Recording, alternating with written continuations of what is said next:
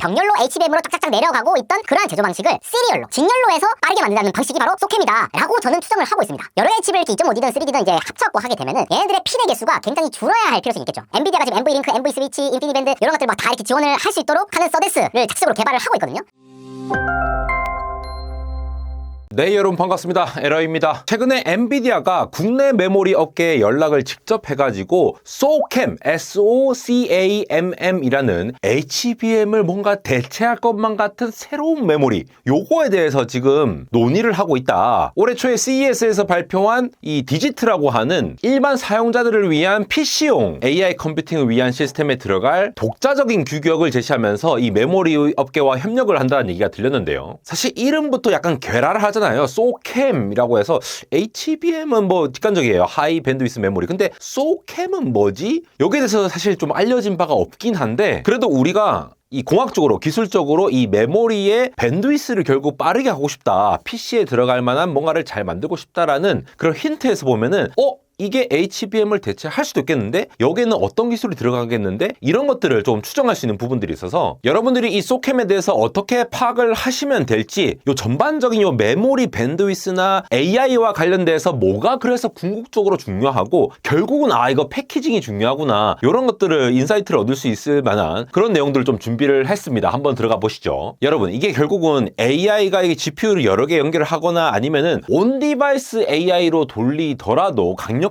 컴퓨팅과 그 강력한 컴퓨팅을 위해서는 충분한 밴드위스에 저지연에 굉장히 빠르게 반응하는 메모리가 필요해서 생긴 일이거든요. 결국 AI라든가 고성능 컴퓨팅이라든가 이런 것들이 기존의 메모리 인터페이스 예를 들어 뭐 DDR5라든가 아니면 HBM에서도 한계가 계속 나오다 보니까 기존하고는 다른 우리만의 독자적인 규격을 만들어서 이 개인용 PC 시장에 AI PC 시장에도 우리가 공격적으로 나가겠다라는 모습을 보이는 건데요. 결국 이 SOCAMM이라는 것도 이 PC 안에 넣을 만한 그러면서도 굉장히 저지연에 그러니까 뭔가 메모리를 불러오면은 바로 즉각적으로 바로바로 반응을 한다는 거죠. 기존보다 빠르게 반응할 수 있으면서도 HBM보다는 좀 만들기 쉬울 수도 있고 그래서 아예 독자적으로 매스 프로덕션, 양산이 가능한 형태의 어떤 메모리 규격을 협의하고 있는 것으로 보인다라는 거를 머리에 담아두시면서 요거를 만들기 위해서는 저지연 그리고 고성능을 뭔가 달성을 할 만한 어떤 규칙을 만들겠다라는 거를 계속 생각해 두시면서 제 말씀을 한번 들어보세요. 자, 엔비디아가 얘기하고 있는 것이 바로 SOCAMM이라고 하는 겁니다. 요거는 뭐냐? SODIM이라고 하는 것과 CAM이라고 부르는 거에 합쳐진 규격이다 라고 보시면 돼요. 정확하게는 규격이 그냥 짬뽕 됐다 이런 의미가 아니라 기존의 CAM이라고 하는 규격 여기에 있는 장점과 SODIM이라고 하는 장점을 같이 결합해서 만든 구조다 이렇게 이해를 하시면 좋을 것 같아요. 흔히 이 SODIM이라고 하는 것이 Small Outline Dual Inline Memory Module이라고 해서 우리가 DIM이라고 하는 것이 일반적으로 D램이 이제 꽂는 그 특정한 모듈을 얘기를 하는 건데 이 컴퓨터가 있으면은 컴퓨터 메인보드와 이 메모리 꽂는 거 특정한 이 슬롯이 있거든요. 그러한 DIM 구조, DIM이 이제 Dual Inline Memory 모듈입니다. 그런데 Small Outline이라고 해서 조금 더 작은 규격으로 만든 거예요. 절반 크기예요. 실제로 크기를 보시면 이렇게 DIM이라는 거 요거 많이 보이시죠? 시금치. 요거 PC에 많이 꽂잖아요. 근데 요거의 절반 크기로 새로 만든 거 요거에 지금 노트북에 많이 들어가거든요. 요게 이제 SODIM이라는 거죠. 이 SODIM이라는 구조가 있는데 SODIM이라는 거를 탈부착이 가능하도록 한다라는 겁니다. 거기다가 여기 나오는 CAM은 뭐냐? CAM이 이게 저전력 고성능 메모리 솔루션으로서 나온 별도의 규격이 있거든요. 자, 이렇게 생긴 거 한번 보신 적 있습니까? 요것도 많이 퍼지진 않았는데 재작년부터 해가지고 좀 이렇게 많이 이렇게 넣으려고 이게 결국은 기존의 DIM이라는 거 혹은 SODIM이라는 거 이게 컴퓨터가 계속 발전하면서 예전의 규격을 그대로 쓰면은 성능이 충분히 나오지 않기 때문에 혹은 발열이 너무 심한다거나 이렇게 하기 때문에 램이라고 하는 것과 PC가 어떻게 통신을 할 건지 PC라고 하는 건 이제 메인보드가 되겠죠. 메인보드에 CPU 왔다 갔다 하는 것들 그렇게 어떻게 왔다 갔다 할지의 프로토콜을 새로 정의를 하고 거기에 따라서 호스트 프로토콜을 왔다 갔다 하는 규격을 새로 정의를 합니다. 그 규격 중에 하나가 CAM이라고 하는 게 있는데 이 CAM의 저전력 고성능이라는 특성과 넣었다 뺐다 할 수 있는 이 탈부착식의 SODIM이라고 하는 구조 요거의 특성을 같이 결합한 새로운 형태의 어떤 것 이게 바로 엔비디아가 지금 논의 중에 있는 SOCAM이라고 하는 거다라고 일단 머리에 두시면 됩니다. 좋은 특성을 살려서 새로운 걸 만들고 싶다. 요게 지금 목표예요. 그러면 결국 SOCAM이 가져야 할 목표는 뭐냐? 자, 첫 번째 하이 밴드위스죠. HBM 할 때 하이 밴드위스. AI 처리하려면은 결국 메모리에서 병목이 걸려갖고 아무리 GPU가 빠르게 막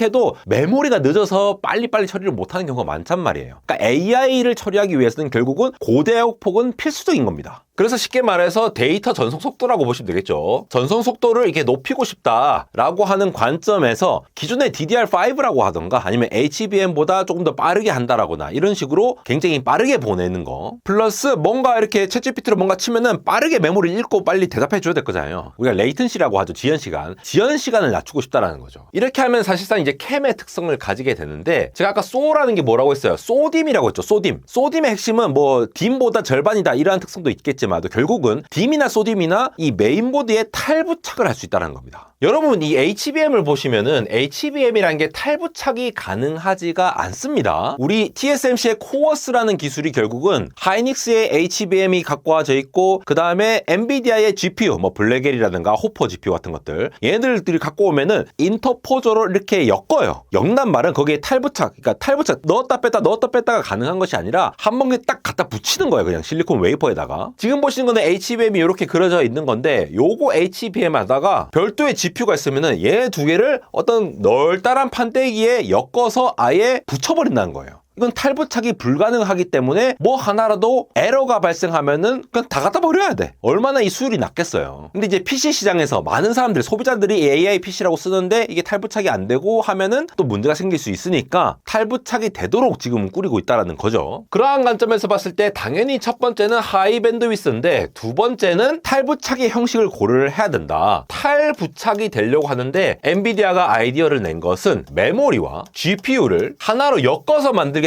그렇게 해서 탈부착 시키겠다 라고 하는 컨셉을 가지고 있습니다. 흔히 코 패키지드 메모리라고 하죠. 우리가 프로세싱 인 메모리, 뭐 컴퓨터 인 메모리 뭐 이런 얘기들 많이 하잖아요. 결국은 메모리 옆에 이 연산할 수 있는 GPU라는 것들이 갖다 딱 붙어 있어 가지고 빠르게 처리를 해야 되는데 그러면서 탈부착이 가능하도록 해야 되다 보니까 아예 원래 HBM과 GPU가 따로 떨어져 있던 걸 인터포저로 엮는 방식을 했는데 별도의 다이를 인터포저로 연결하는 방식을 쓰지 않고 하나의 하나로 뭐 3D 스태킹이라든가 이렇게 그냥 합쳐가지고 한 개처럼 만드는 패키징, 코어 패키징을 고려를 하고 있다는 겁니다. 그래서 세 번째는 이 탈부착 가능한 컨셉을 가지면서 코어 패키징이 가능해야 된다. 물론 기존의 2.5D 패키지, 코어스 같은 것도 코어 패키징이라고 부르기는 합니다. 큰 범주에서. 근데 여기서 접근한 거는 뭔가 하나로 만들고 싶다라는 거죠. 왜 하나로 만들고 싶을까? 결국은 물리적으로 GPU랑 메모리랑 이 거리 자체를 굉장히 짧게 하고 싶은 거예요. 원래 실제로 프로세서를 돌릴 때 얘네들끼리 연결하는 라우트가 엄청 많을 거잖아요. 길이 엄청나게 많거든요. 요 안에도 많지만 바깥에도 많아요. 이 길에서 엄청나게 전력이 소모가 됩니다. 굉장히 많은 부분이 여기서 많이 소모가 되거든요. 그래서 실제로 P&R 과정, 그러니까 특정 부품을 배치하고 라우팅, 이 선을 연결하는 그 과정 자체가 중요한 게 아무리 로직적으로 뭔가 프로그래밍적으로 잘 짜여졌다 하더라도 그 배치를 잘못하면은 발열이 많이 발생할 수밖에 없어요. 물리적으로. 그러니까 이걸 코 패키징 하려면은 하나로 합쳐서 만들려면은 얘도 똑같이 뭐 TSV 같은 이게 구멍을 뚫어갖고 선을 굉장히 짧게 만들거나 이런 것들이 필요하겠죠. 자, 이 관점에서 다시 HBM을 좀 살펴볼 필요가 있는데 기존의 HBM은 그러면 이러한 것들을 만족을 못 시켰나라고 생각을 해보면요. HBM도 똑같이 하이밴드위스 메모리잖아요. 이 메모리하고 로직 사이에 초고속으로 데이터를 전송할 수 있는 그리고 낮은 지연 시간을 구현을 할 수 있도록 인터포즈를 이렇게 연결을 시켰죠. HBM끼리는 이 TSV라고 하는 이 엘리베이터 지금 보이시죠? 이게 층층이 메모리가 있으면 이 엘리베이터들을 이렇게 만들었단 말이에요. 이런 식으로 다 만들어갖고 최대한 물리적으로 위에서 아래로 빠르게 전송할 수 있도록 구성을 한 게 기존의 HBM의 제조 방식입니다. 수직으로 3D로 적층한 다음에 우리도 아파트에서 엘리베이터 타고 내려가잖아요. 그게 제일 빠르잖아. 그러니까 전류랑 신호 같은 것들이 이 실리콘 기둥을 통해서 직접 전달이 돼가지고 그러니까 레이턴시, 이 지연 시간이 발생을 한다라거나 신호가 이제 손실이 발생한다거나 이런 것들을 최대한 줄인 거죠. 그런데 여러분 여기서 오늘의 하이라이트가 나옵니다. 이거 사람들이 많이 언급을 안 하던데 이 HBM이라는 방식은 결국은 패러럴 방식이에요. 즉 병렬 방식입니다. 결국은 이러한 이제 층층이 쌓인 엘리베이터가 여러 개 있는 구조로 해가지고 한 번에 1024개 혹은 2048개의 데이터를 쭉쭉쭉 내려보내면서 병렬적으로 데이터를 쭉쭉쭉 내려보내는 방식이에요. 독립적으로 각각 데이터들이 전송되기 때문에 각각 병렬적으로 우리 또 고속도로에 이 차로가 많으면은 데이터를 한꺼번에 많이 보낼 수 있잖아요. 그런 것처럼 얘도 기본적으로 데이터들을 병렬로 보내는 컨셉을 가진다는 겁니다. 병렬로 최대한 보내되 얘 얘네들끼리의 물리적인 거리 자체를 짧게 만들고 싶다라는 거예요. 그게 HBM의 하나의 방법이라고 보시면 돼요. 아, 병렬로 한꺼번에 보낼 거니까 최대한 물리적으로 짧게 내보내자. 근데 여러분, 이게 지금도 12단, 16단 뭐 계속 이게 층수가 올라가잖아요. 그럼 물리적인 한계로 인해서 더 높은 대역폭을 더 낮은 지연 시간을 가지면서 보내려고 하면은 뭔가 한계가 있을 수 있다라는 거예요. 여기에 대해서도 계속 이제 연구가 되고 있는데, 하물며 AI PC 시장으로 AI PC는 사람마다 한 개씩 이렇게 보급을 하고 싶은데 HBM처럼 정말 이거 수율이 안 나오고 이러면은 제대로 이렇게 뽕을 뽑을 수가 없는 거야. 제대로 생산이 안 된다는 거예요. 그런 의미에서 기존의 이 HBM 방식 중간에 이러한 인터포저가 짝 있죠. 이 인터포저가 있고 GPU가 있고 여기에다가 근처에 HBM을 박아 넣는 이러한 구조로 하면은 HBM 자체도 수율이 많이 떨어진다라고 알려져 있는데, 이 인터포저로 같이 엮는데 이 엮는 순간부터 시작해서 인터포저가 수율이 안 나올 수도 있고 GPU가 수율이 안 나올 수도 있고 HBM도 수율이 안 나오고 있으면은 얘 곱하기 얘 곱하기 얘 곱하기 해버리면은 수율이 엄청나게 다르질 거잖아요. 각각이 90%라고 하더라도 99, 81, 81 곱하기 9 하면 89, 72, 70%대로 수율이 떨어진다는 거예요. 이렇게 해서는 지금같이 AI 데이터 센터도 지금 병목이 발생하는데 70억 명의 인구가 지금 사는 세상에서 이러한 것들을 AI PC를 보급하기 위해서는 기존의 HBM으로는 뭔가 좀 턱없이 부족하다라고 하는 관점이 있었을 것 같고요. 자, 이거는 지금 자명한 사실이라기보다는 제가 그냥 개인적으로 생각해서 연구를 해서 기존에 있는 정보들을 조합해서 이럴 가능성이 높다라고 생각을 하는 겁니다. 이게 정답이라고 생각하지 마시고 여러분도 의견을 남겨주세요. 근데 그럴 가능성이 굉장히 높을 것 같아, 내가 봤을 땐. 그래서 지금 생각해야 되는 게, 자, HBM이라고 하는 거, 얘는 기본적으로 병렬이다. 병렬의 구조를 가지고 있다. 그 다음에 굉장히 짧은 경로를 가지고 가고 있다. 이 두 가지가 핵심이에요. 그렇게 하이밴드 위스를 구현해낸 겁니다. 다만 세 번째, 얘네들을 만들려면은 수율이 너무 떨어질 수 있는 가능성이 높다라는 거죠. TSMC한테도 많이 기대해야 되고 이런 것들이 있어가지고 독자적으로 지금 메모리를 만들려고 하는데, 그게 바로 소캠이라고 하는 건데, 그러면 이쯤에서 소캠을 한번 알아봅시다. 자, 여러분, 제가 브로드컴 영상을 지난번에 강연을 만들면서 유튜브로는 최초로 서데스와 관련된 내용을 다뤄들었습니다. 이 서데스, 시리얼라이저, 디시리얼라이저라는 얘기를 했는데, 실제로 제가 브로드컴에 이제 지인들이 있기도 하고, 뭐 서데스라는 게 SoC 설계 쪽에서는 굉장히 많이 쓰이는 기술이거든요. 서데스가 왜 중요한지, 브로드컴이 서데스 굉장히 잘 만드는데 엔비디아도 이거 굉장히 잘 만들거든요. 이 소캠이라는 거에 이 서데스를 접목해서 기존의 병렬로 HBM으로 쫙쫙쫙 내려가고 있던 그러한 제조 방식을 시리얼로, 직렬로 해서 빠르게 만든다는 방식이 바로 소캠이다 라고 저는 추정을 하고 있습니다. 원래 이제 병렬로 가는 거, HBM 같은 것들은 얘네들이 있으면은 얘를 굳이 뭐 시리얼 할 게 뭐 있어, 바로바로 보내. 그냥 이렇게 병렬로 보내는 게 더 빠르잖아요. 굉장히 이렇게 그냥 보내면 되잖아. 근데 왜 이거를 직렬, 뭐가 직렬이란 말이에요? 시간 순서에 따라서. 얘는 1초에 8개를 보낼 수 있는데 얘는 1초에 어떻게 보면 1개를 보내는 거예요. 그러면 시리얼라이즈 하면은 더 느려지는 거 아니야? 이렇게 생각할 수 있잖아요. 대신 얘는 8개의 물리적인 핀이 필요해요. 핀이라고 하면 우리 반도체 칩 보면 이게 끝에 꼬다리라고 있잖아요.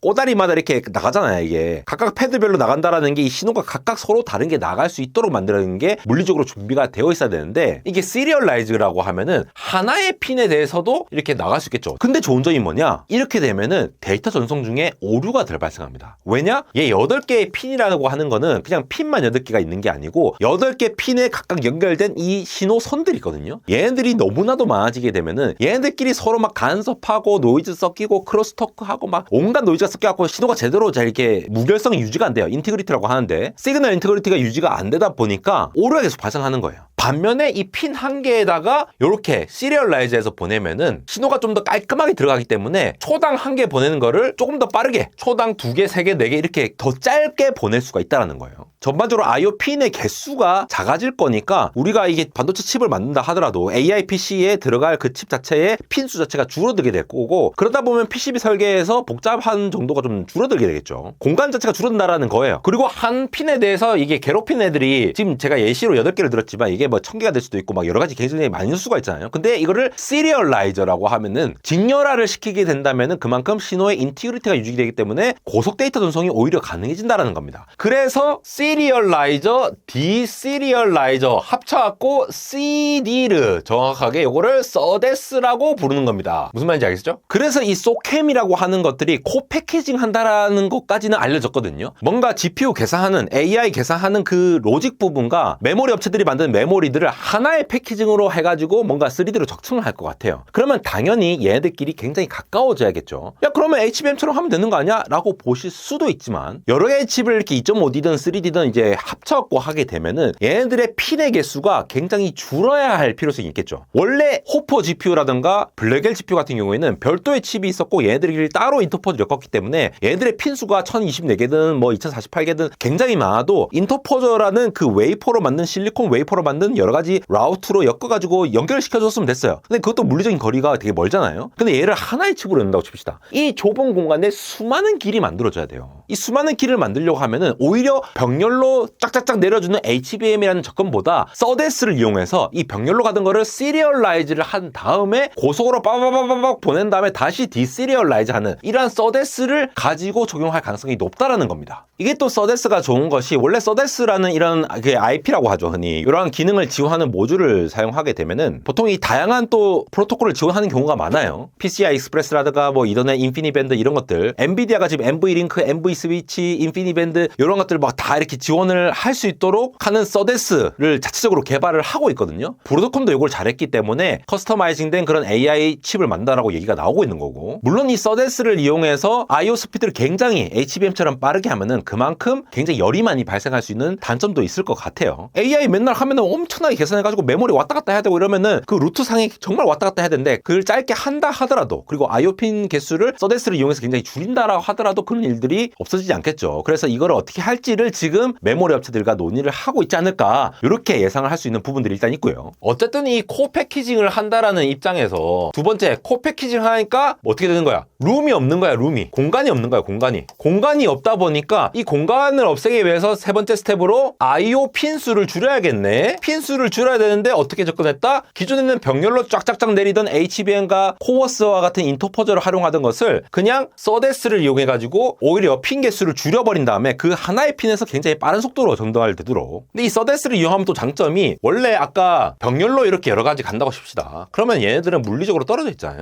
얘네들 신호가 동시에 가면은 얘네들끼리 물리적으로 딱 동시에 보낸다 준비 시작해도 어떤 놈은 빨리 가는 놈이 있고 어떤 놈은 느리게 가는 놈이 있고 이거 약간 달리기랑 비슷해요. 그래서 우리가 이걸 싱크로나이제이션이라고 하거든요. 클락을 동기화하는 과정도 따로 필요한데 시간이 약간 다르니까 우리가 흔히 이제 클락들이 서로 이제 이 스큐라고 하는데 이게 약간 이게 차이가 생겨요. 요만큼에. 그럼 이것도 보정하는 기술도 필요하고 이렇게 복잡한 것들이 있는데 오히려 이 서데스를 이용하면은 그러한 것들을 회피할 수 있는 가능성이 있겠죠. 어쨌든 서데스라는 IP가 들어가니까 더 복잡한 거 아니냐라고 생각하실 수 있지만 IO 핀 자체가 굉장히 많았던 거를 하나 둘만 있으면 돼 라고 한다면은 PCB 자체도 줄어들 거고 이 핀만이 문제가 아니라고 했죠. 이 안에도 엄청나게 연결이 돼야 될 거란 말이야. 요 안에 끼도 저기들끼리 막 연결이 돼 있어. 막 연결이 돼 있는데 핀이 더 많으면 얘들 진짜 막 우와 복잡할 거잖아요. 근데 핀 개수가 작다라는 말은 그 내부적으로도 이 PCB를 설계할 때 라인 개수 자체가 적으니까 배선 자체가 덜 복잡해질 거다라고 하는 관점에서 개인용 PC, AI PC용으로 좀 적합한 형태가 되지 않을까라고 기대할 수 있는 부분이 있으니까 저는 이제 요게 될 거라고 생각을 한다라는 거죠. 사실 엔비디아가 이 서데스를 활용해갖고 굉장히 톡톡한 재미를 봐왔었죠. 바로 멜라녹스라는 기업을 인수한 다음에 NV링크라고 하는 GPU랑 GPU끼리 굉장히 빠르게 고속으로 전송할 수 있는데 여기에 서데스 기반으로 직렬로 빠르게 전송할 수 있는 이런 것들을 이용했죠. PCI 익스프레스도 마찬가지고 NV스위치라고 하는 거. 데이터 센터 내에 여러 GPU끼리 또 통신을 하려고 하면은 이런 것들끼리도 서로 통신을 해야 되잖아요.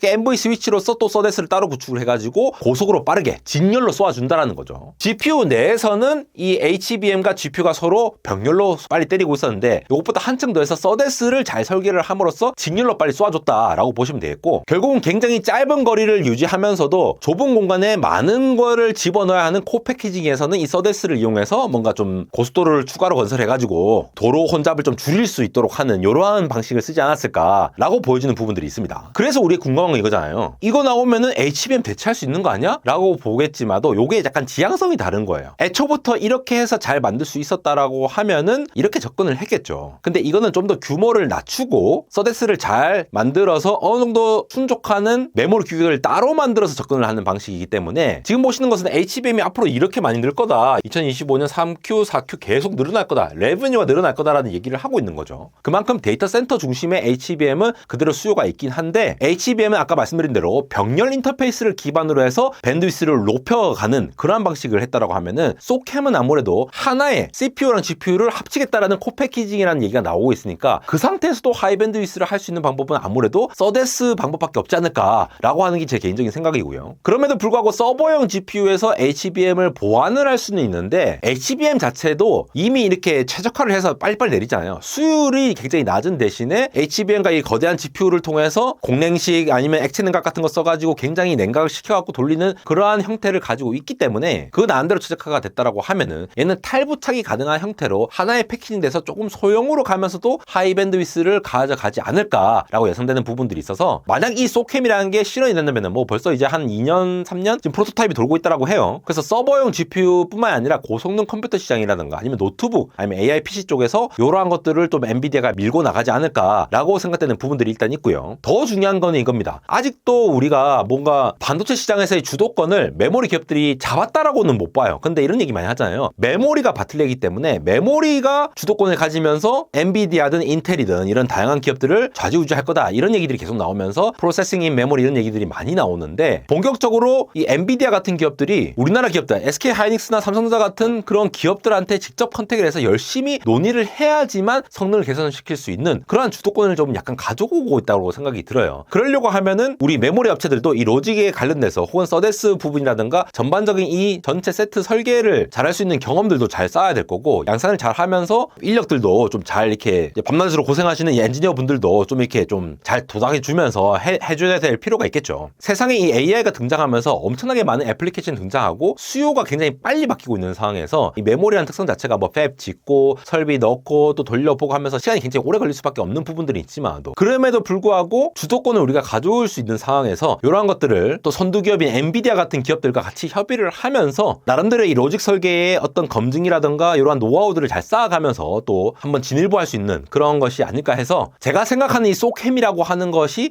어떤 식으로 설계될까라는 거를 전자공학에서는 가장 기본적인 개념이죠. 병렬과 직렬이라는 개념을 어떻게 적용할 수 있는지에 대해서 한번 설명드리면서 소캠을 빙자해서 이렇게 다양한 얘기들을 한번 풀어봤습니다. 지금까지 에러였습니다.